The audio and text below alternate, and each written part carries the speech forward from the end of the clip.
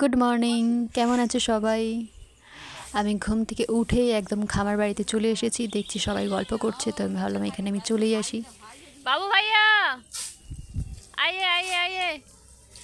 একদিকে পাশের বাড়ির ঠাকুরদাদা ঠাম্মা ধান সিদ্ধ শুকনো করছে, আর অন্যদিকে আমার মা গরুর জন্য ঘাস কেটে নিয়ে এসেছে, ওকে খেতে দেবে।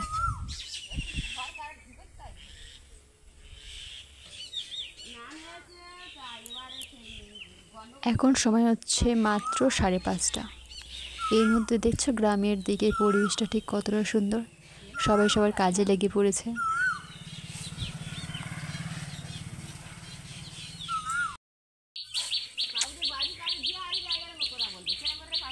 এখন বাজে সকাল 8টা। মায়ের সাইকেলে কিন্তু একদমই হাওয়া নেই, তাই হাওয়া দিচ্ছে, কারণ মা এখন মামার বাড়িতে যাবে। ভাই চলে গেছে অনেক আগে।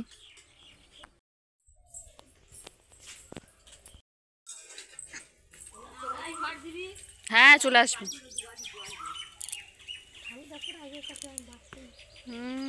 ঠাকুরদার খোঁজে সারাদিন।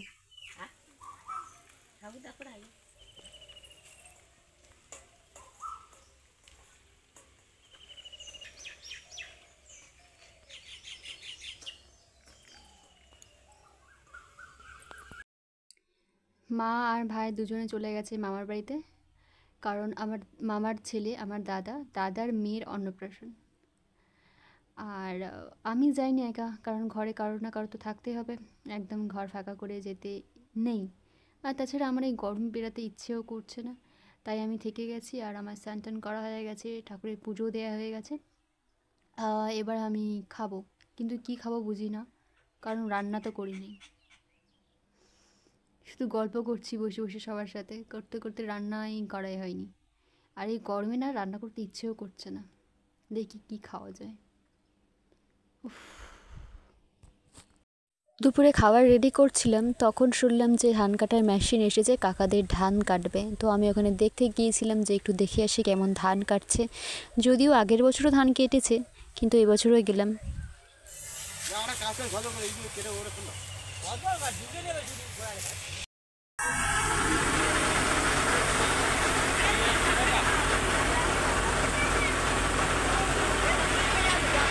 অনেক দিন পর আজকে দুপুরে ঘুমালাম।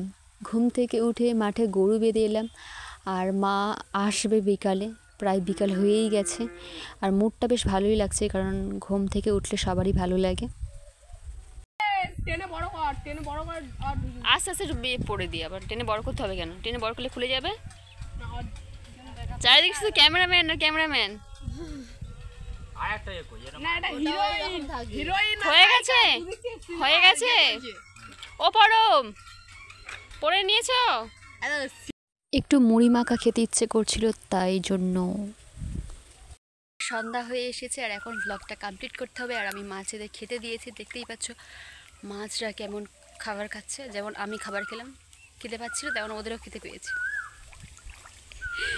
তো আজকের মতো টাটা, বাই বাই, দেখা হচ্ছে পরের ব্লগে।